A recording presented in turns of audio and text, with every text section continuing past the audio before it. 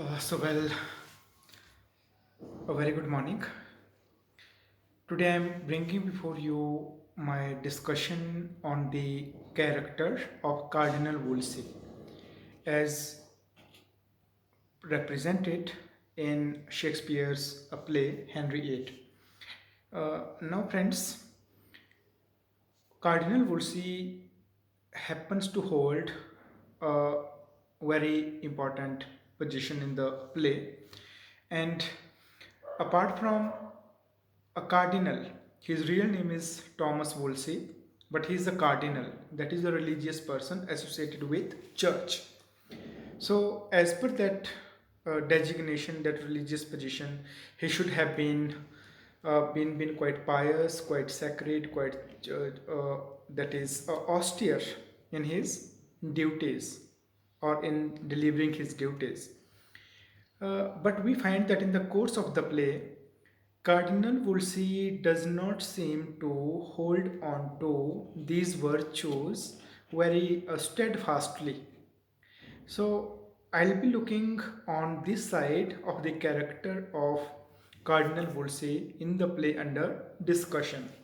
All right.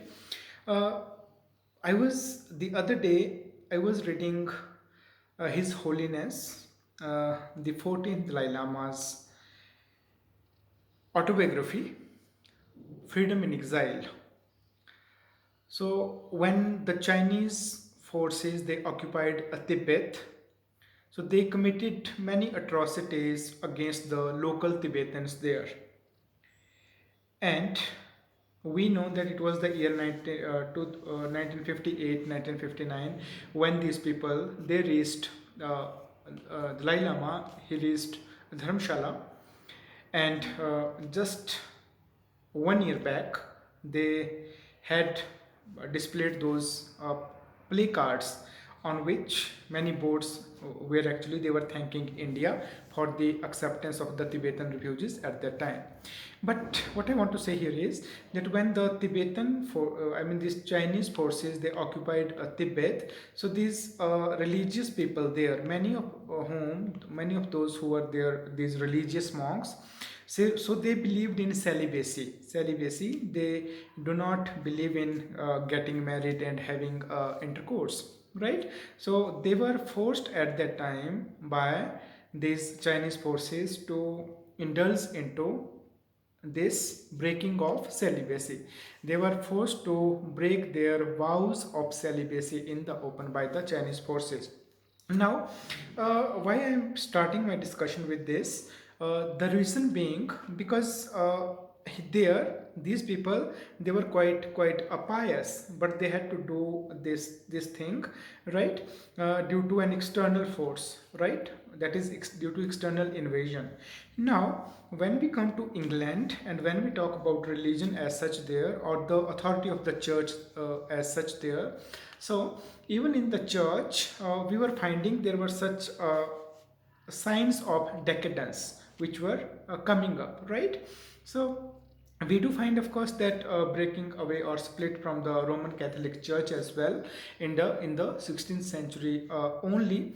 But what I want to bring to here today is that the church as such or the churchmen, not all of them they were quite pious, not all of them they were quite austere, right? So even if you read, for example, Geoffrey Chaucer and his that prologue to the Canterbury Tales, so there as well he presents that balance. There are good characters, that is good churchmen as well as bad churchmen, especially if you look at two particular religious persons there, for example, a pardoner as well as summoner. These two happen to be the most corrupt in the Canterbury Tales.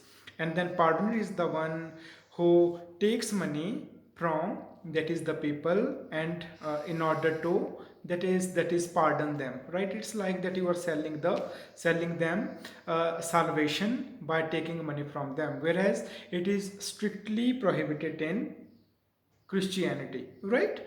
in a Catholic faith, that you cannot take a bribe money, and you cannot amass money, you cannot hoard money, right? So these were the things which Chaucer had also pointed out in his prologue to the Canterbury Tales.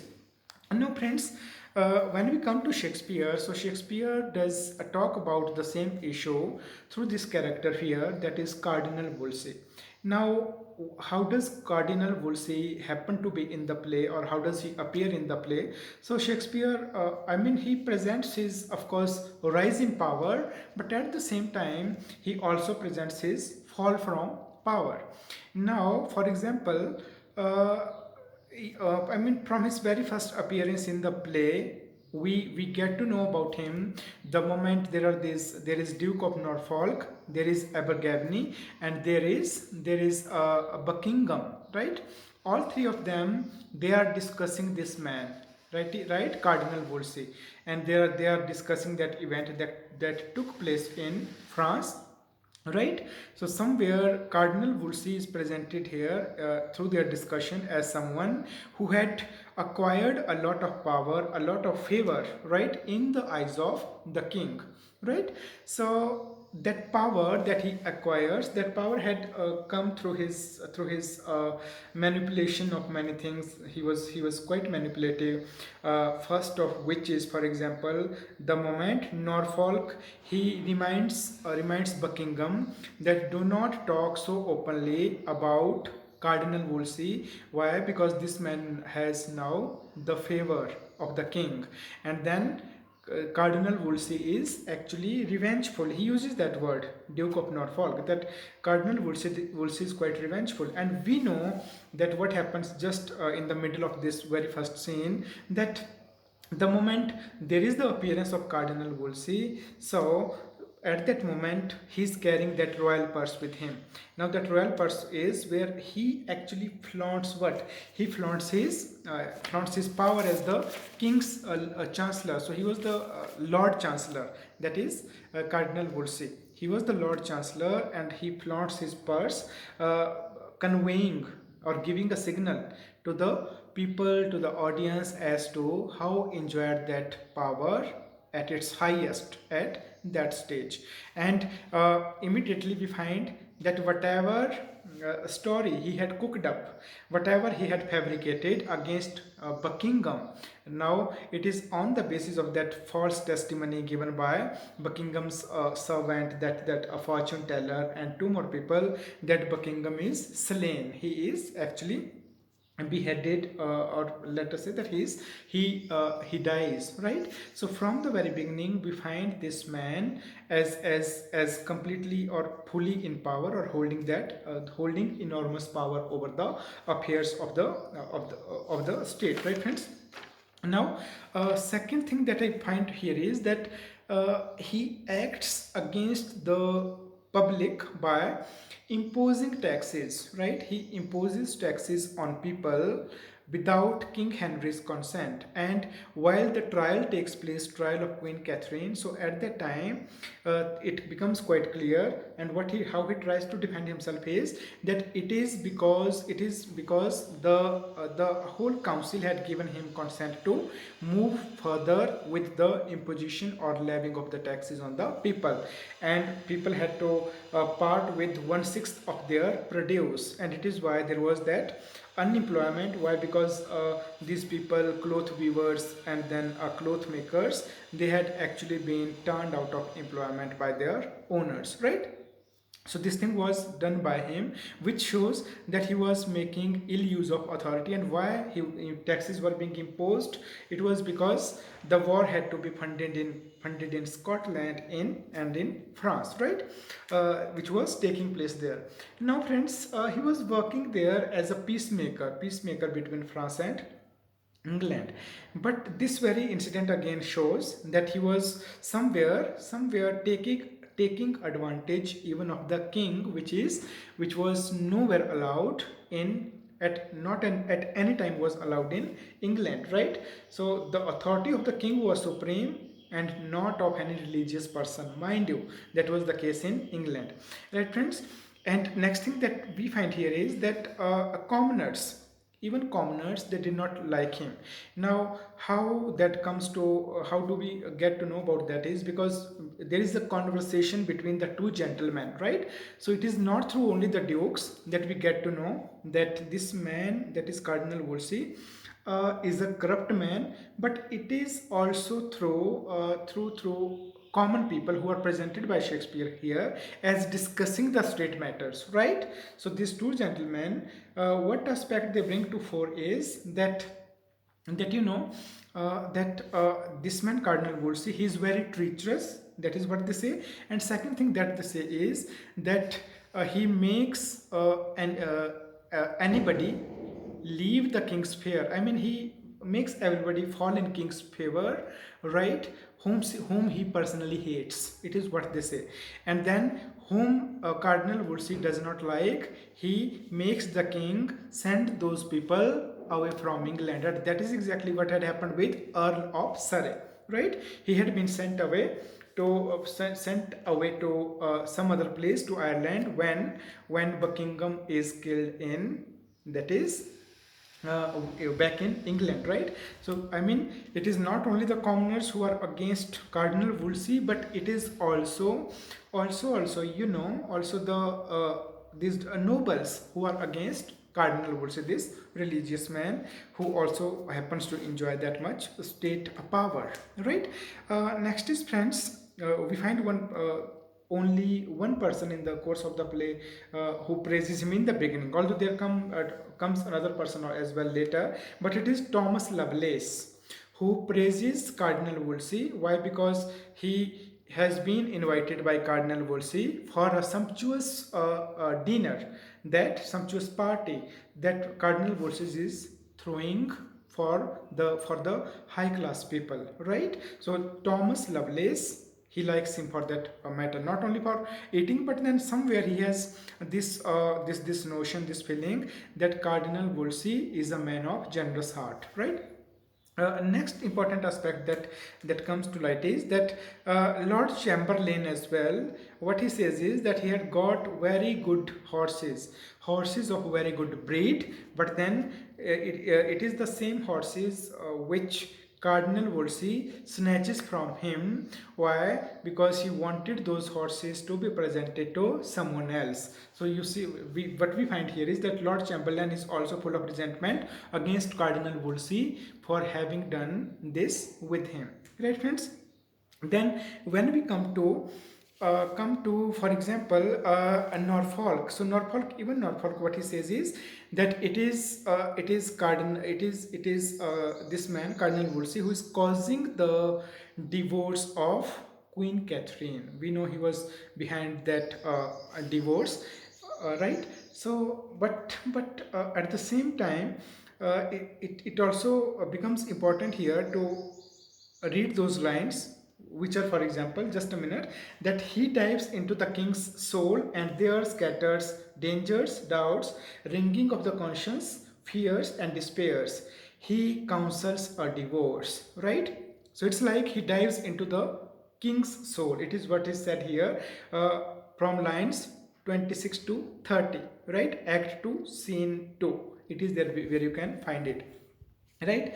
So somewhere he has made so much that is space in the king's mind, king's heart, that king acts upon every advice of Cardinal Wolsey, right, friends? And when the question of the divorce comes, so at that time as well, what he says is that neither Spain nor Rome will raise any objection if king is going to marry, that is, if king breaks his alliance with Catherine. That is what he says at that moment.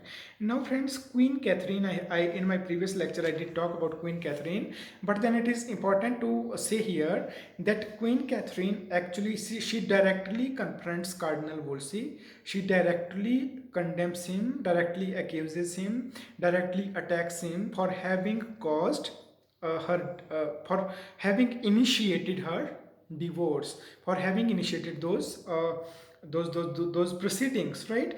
And then that it is he who is behind all this, that this lady who has been made to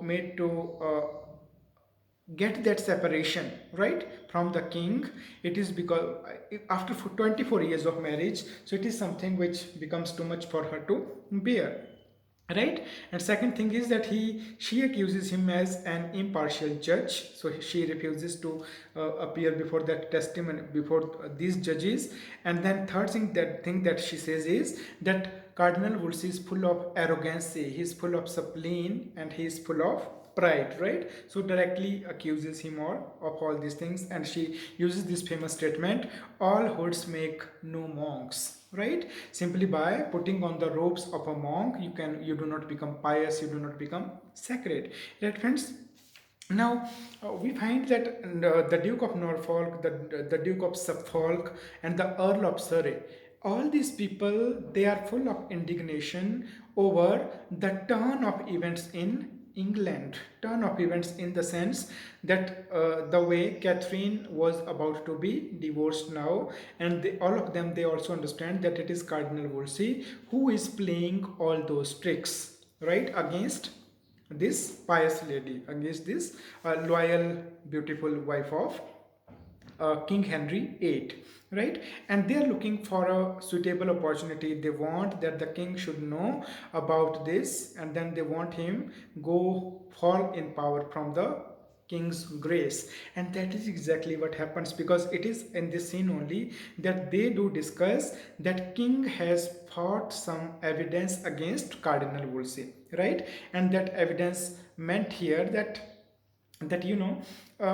he had written a letter to his friends in Rome, right, against the king's divorce. Now he had sent the same letter to to uh, to King Henry VIII by wrapping those letters in a box, and then he had sent those letters with one of his confidants, that is Thomas Cromwell, right? And it is what kings eventually get to know, and that is why king now wanted to meet this man Cardinal Wolsey. And when the king has a meeting with Cardinal Wolsey, so the king tells him that is quite satirically that he should take some time for his personal well-being as well. So that is a satirical comment, whereas he was taking a lot of time for his personal well-being, right? Now friends, the other thing that the king brings to light here is that how the king actually he got how Cardinal Wolsey got so much wealth. All those details had been mentioned in the letter, right? How did he got that wealth? How did he come to actually be in possession of those silver plates? And he had got rich fabrics as well, right? And he had that feeling of gluttony of eating too much, right? So how come he was given to such you call it pleasures of the body? Because the pleasures of the body, they are denied to religious persons, and Cardinal Wolsey, of course, such pleasures were not meant for such a religious minded person or religious people. So somewhere there was this fall which we're noticing in the church, right friends? Next is what he says is that there is a mutiny in his mind, that perhaps there is something which is cooking up in the mind of Cardinal Wolsey. And eventually, when there is that meeting, so at that time, and in that meeting, we find that the king does not directly accuse him, but he gives him the same letter to read. And once Cardinal Wolsey goes through that letter, and he senses his downfall, because there was such an appearance on the mind of uh, the King Henry VIII, that he senses something really, really threatening for himself in the eyes of the king. And therefore, thereafter, we find this man Norfolk, and then other people, Earl of Surrey, who come forward and then begin to accuse this person of having done or having performed such evil deeds behind the king's back, right? For example, what they accuse him is that they wrote letters against the king to the Pope, right? And then that it was he who took all countries' wealth. When they say all countries' wealth, what we mean by this is that he was behind, he was the person who, he was responsible for organizing those, those that event which took place in France, which the mention of which we do find in Act 1, Scene 1, right? And then the second thing which he's accuses of is that he has got relations with whom? He has got relations with a brown wench. Brown wench was a lady actually. She was the mistress of Cardinal Wolsey, and it was a known fact that he had also fathered two children with this woman. Right? Her name was Mistress Lark. She was known as Mistress Lark. And then the second other thing that which become important here is that he had written these letters to the Pope, right, where he had, what he had written was, I and my king, I and my king, which means as if the king were not the king, as if he were his servant. Right? Now we may say I and my, for example, my friend, I and my a child, my son for that matter. But then there the authority remains with the one who speaks, right? I. So I was there representing whom? That is Cardinal Wolsey. So somewhere that I and my king, it meant as if he was acting as the king, and it was considered to be a crime in England, right friends? And it is what is known as law of praemunire. Law of praemunire, Praemunire. Law of praemunire meant that the king is the supreme governor of a country, here of England. This law was there in England from the 14th century onwards, and it meant that no pope, right, and no religious person as cardinal is here, is above the king, right? So Cardinal Wolsey was not above the king, but he was acting as if he was above the king the moment he was writing like I and my king, right? So at this time now he has also to part with or give, Norfolk wants Cardinal Wolsey to even give hand over the great seal which had been given to Cardinal Wolsey by the king. So that great seal is demanded from him now by Norfolk. So what do we find through all this discussion is that this man Cardinal Wolsey was actually, he was not uh, as we assume, or as for example as was thought of about these religious people, right friends? And then we have that very important speech by Cardinal Wolsey the moment he senses his fall. And what he says is that there is this rise to power and then fall, right? He compares himself to a, let me just read these 2 lines here, 5 lines here, where what he says is that sometimes it so happens that today he puts forth the tender leaves of hopes, tomorrow blossoms, and bears his blushing honors thick upon him. The third day comes a frost, a killing frost, and when he thinks, good easy man, full surely, his greatness is a ripening, nips his root, and then he falls as I do. Right? He falls as I do. What I want to say here is that he compares now the rise in power of a person like a tree. Now a tree, it is sown, it bears there is that process of germination of the seed, then it grows, there are leaves, there are fruits, and eventually, the tree becomes fully covered, replete with that is fruits, and it grows completely.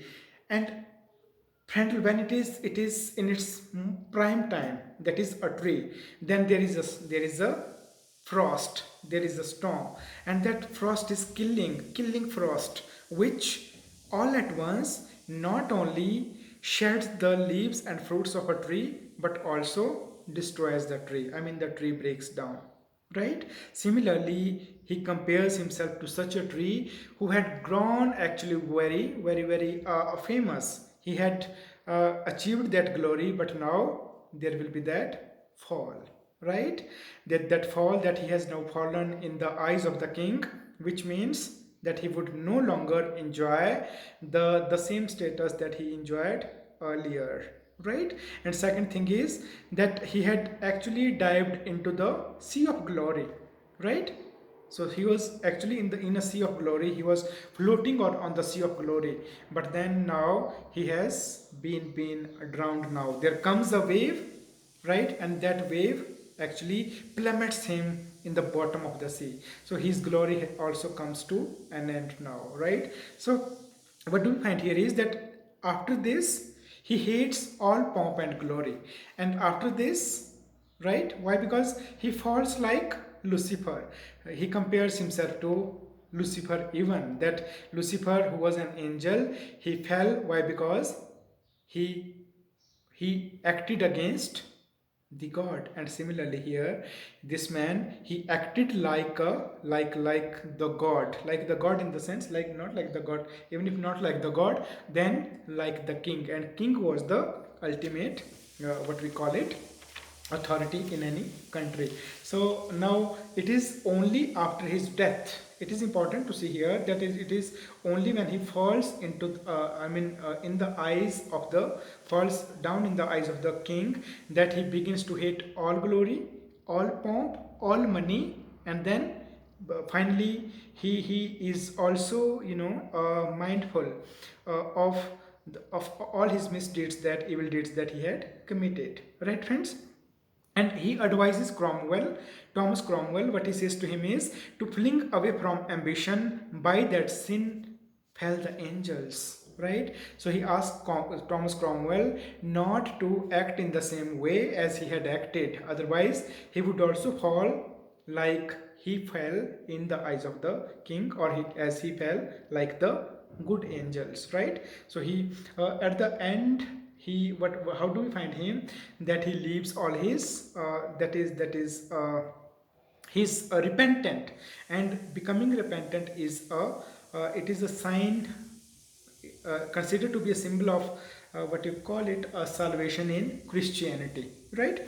Then friends, Queen Catherine, what she says about this man at the, when she's about to die, that this man had an unbounded stomach, that he was power hungry. And second thing that she says is that this man was known for his simony, which is actually that this man was known for selling and buying of people, right? And at the same time, these posts and these offices. And then friends, at that moment there is a character called Griffith. And what Griffith has to say, that that this man, although he has fallen in the eyes of the king, but then he was a great scholar. That is what he claims, that he was a good orator, and then he was a good observer, right? And at the same time, that he is the one who was at the same time persuasive. He had that power of persuasion, right? So Griffith actually likes him. And then what he says is that this man will be remembered for the two colleges. Now one college had come to an end, it had declined, but he had also opened another college at that time, and he will be remembered for that college in the Christian countries, and that at Oxford. And that college is known in the present time as Christ's church, right? It is what is known at present, that Cardinal Wolsey actually had established, right? So at the end, what we find is that Griffith, he praises Cardinal Wolsey for his virtues, right? And as we move further, now another point that I want to bring is that Cardinal Wolsey, he is seen as a corpulent churchman. He was criticized by critics during his lifetime and even after he died. Now, Cardinal Wolsey, he came to symbolize what was hated in the this 14th century medieval church, right? Some evils which were creeping in the medieval church. So medieval church, it believed in a monk, in a cardinal, in an archbishop, that they should be like what, ideal churchman, an ideal churchman should be pious, he should be austere, he should be ascetic, he should be more on fasting, right? And he should actually serve to save the people falling on the path of sin, or following the path of sin. But then Cardinal Wolsey, as we find him in the play, he presents something entirely something else. That is, he is quite the opposite of this, right? One is that he is fatty, and churchmen were believed to be not fatty enough. They were not believed to be corpulent. They were not given to be given to self-indulgence, right? And but then this man, he was self-indulgent, he had those sexual relations as well, right? He would eat a lot, and he had amassed money as well, which is not allowed for the churchman. Whereas it was believed that churchmen, he was known for gluttony as well, that he would eat a lot. But then churchmen were known for their sorry, for their fasting. They ate very little, they had scant, very little interest in food, right? Now it is the same virtues which this man did not have. For example, he was greedy, he was corrupt, and so on and so forth, right friends? Another thing that we find here is that if we talk about the predecessors of this man, that is Cardinal Wolsey, so we have the example of Thomas Becket, who was the archbishop again, and it is said that he was his predecessor, and he remained so much on fast that he was about to die of starvation. He would keep himself too much starved, right? Which was in consonance with the late medieval church, right? And there were two more archbishops, for example, right, or bishops. One was William Warham, and another one was John Fisher. So William Warham and John Fisher, both of them, they were known for their, that is, piety and their strict austere living, right friends? So gluttony and lechery. Now gluttony is when you have this stomach and you want to eat too much. So this man, why it is believed to be a sin, why Christianity does not like it? So what even medical, what does it say about this is that your stomach is actually near your genitals, that is your organs of sexual intercourse. And if you eat, for example, meat was avoided for the for churchmen, right? So if you eat meat, and if you drink, and if you eat a lot, then your genitals, they get more activated, and they help then in the production of the, or formation of the semen as well. So it was the reason which was given why churchmen should remain more on fast, so that they may not become too much involved in, or not at all involved in, that is lechery, sexual hunger, and so on and so forth. But again, if we look at this, that is Cardinal Wolsey, so he was the quite the opposite of this, right? So our genitals, for example, they are warmed by food and drink, and then